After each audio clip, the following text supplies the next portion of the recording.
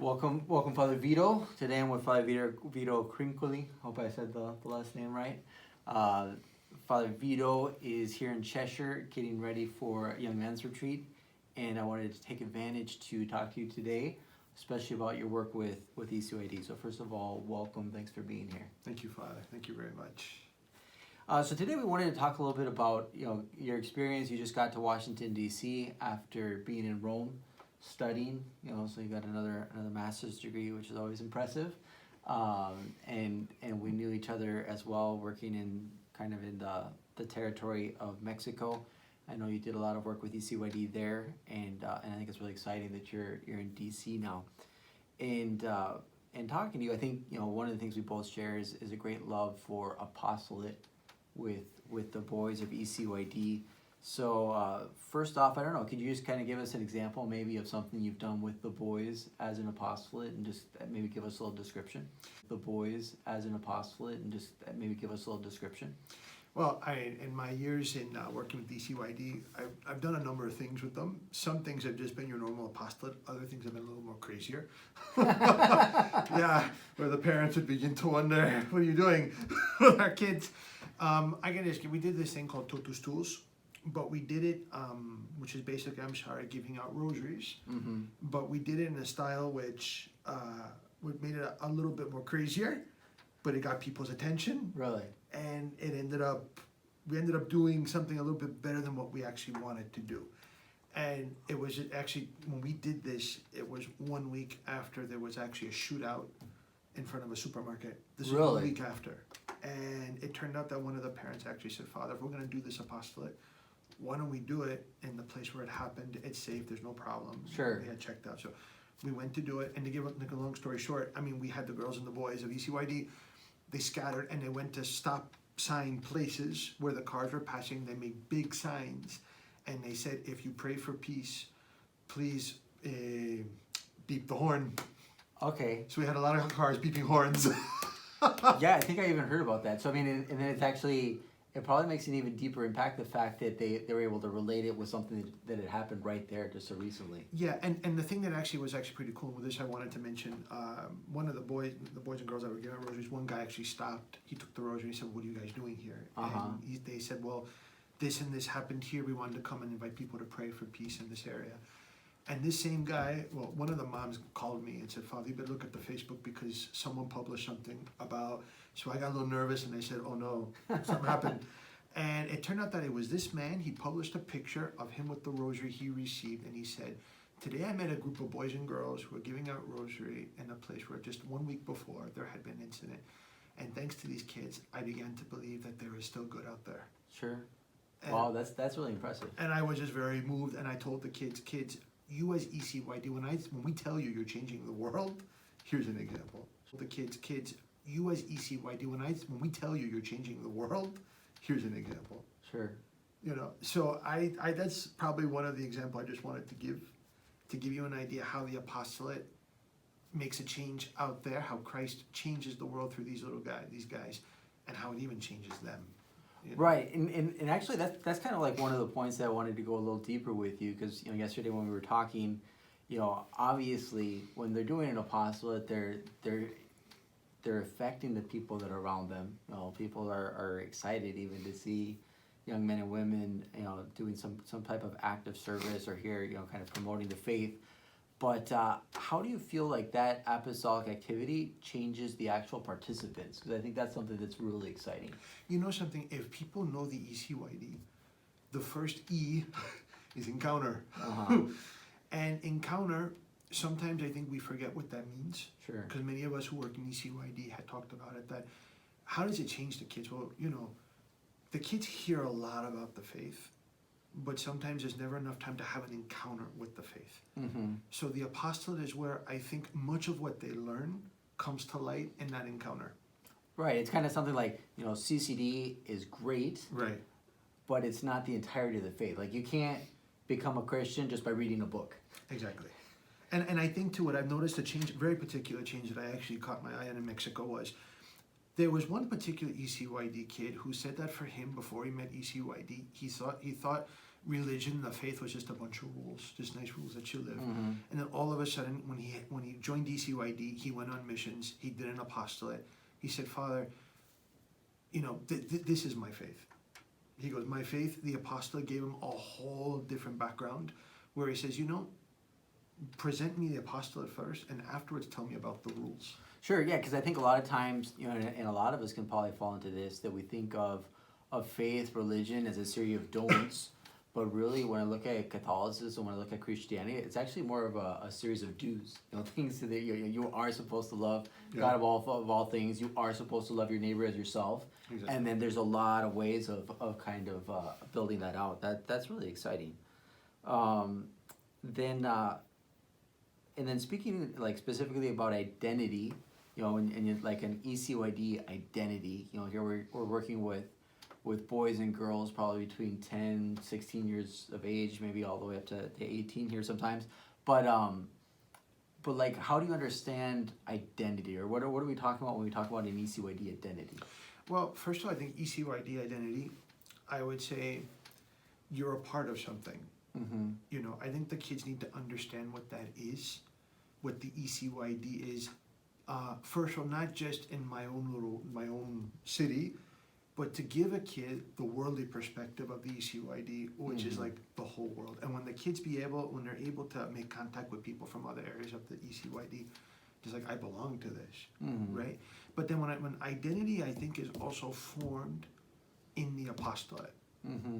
Because when you're giving the kids formation, you're talking about ECYD changing. Like, for example, what is ECYD? Okay, encounters, convictions, and your decisions, right? Right. Okay, we talk about that.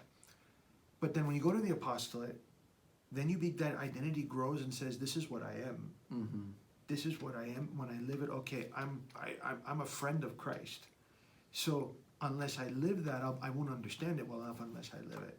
So that's what I mean by identity. I mean, a friend of Christ, making that encounter with Christ. That identity is, I would say, you hear about it in the theoretical, but then you make it grow in the practical. Sure. And like part of that identity, I think it's really exciting when we actually get the boys and girls involved in making some of those decisions. You know, like you said, kind of the last part of ECYD, your decisions.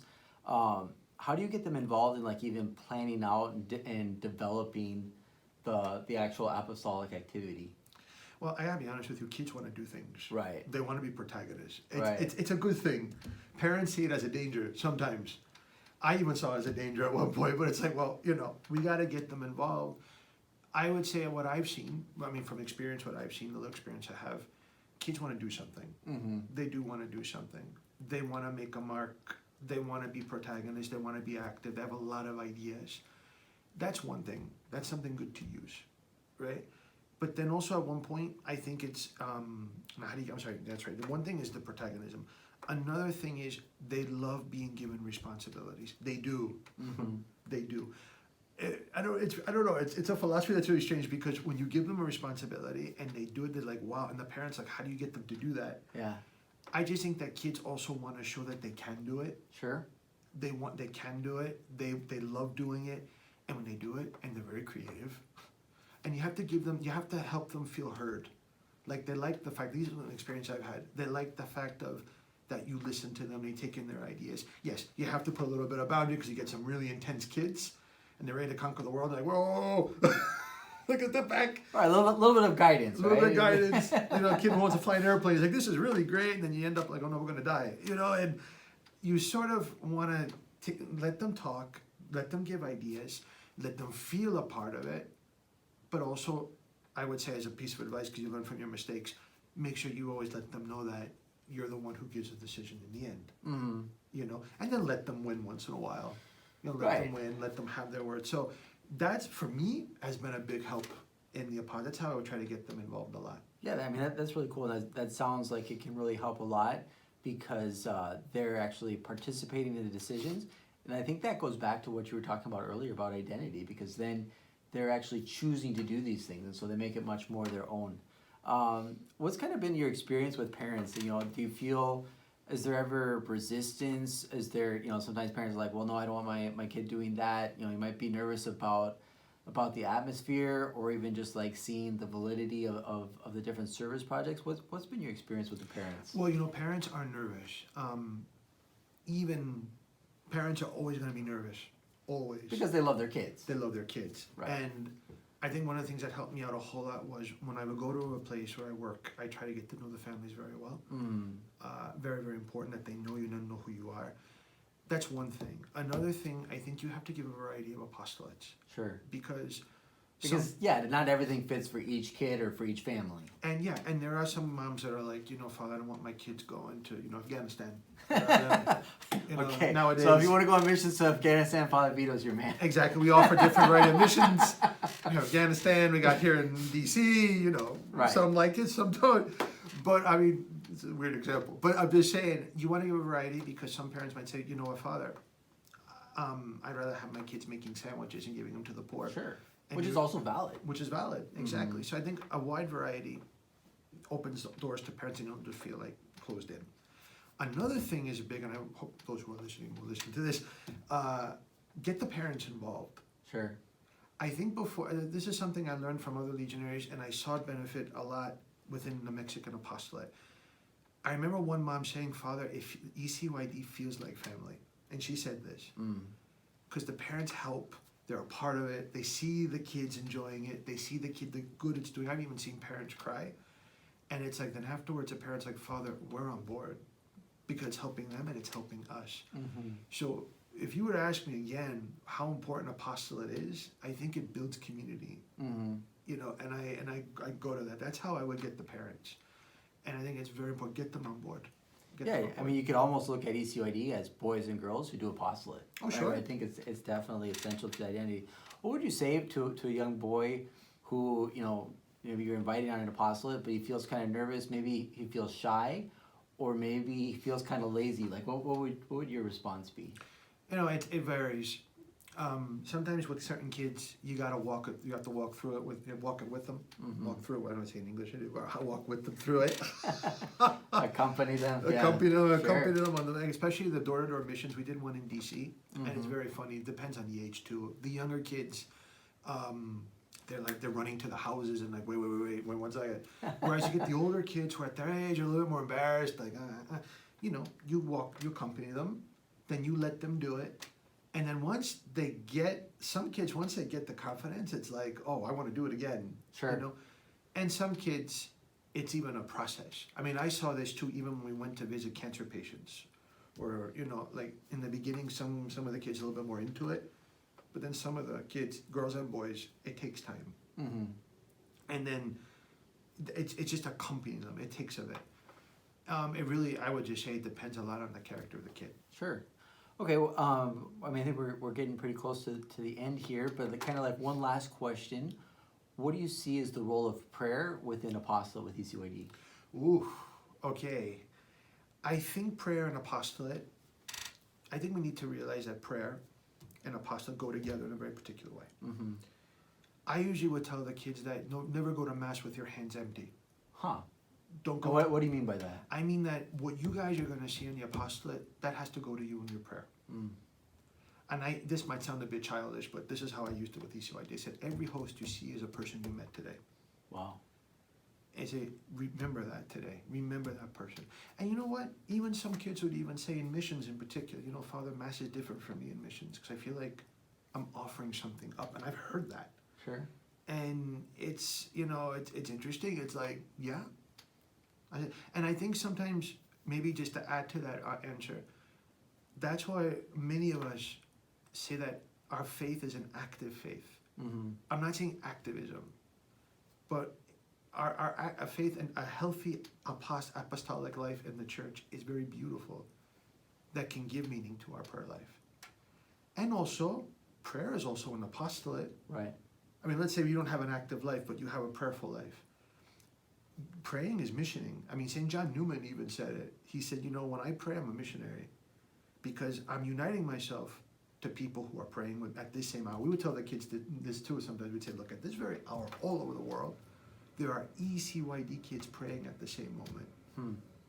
I said, this is a very powerful moment. And you have to try to get that aspect. So I think the two very much go together, but also one doesn't depend on the other either. Right. I would say, right, there's an active life, which is very good, but also prayer is also as active. Right. You know, maybe sometimes God just might say, hey, I need you in adoration today, because I need you to help me with this very particular person. I need you in prayer. And I think that's, you have to handle it the both ways. You know. Well, thank you very much, Father Vito. I Thank think you. that with you, there's always kind of an example of joy and of prayer that's behind everything. So I really appreciate that. And yeah, I know they'll be praying for your ministry there with the young men and women in ECYD and making ECYD ever greater and more awesome. Thanks a lot. So thank you, Father. God bless. God bless you too. Take care.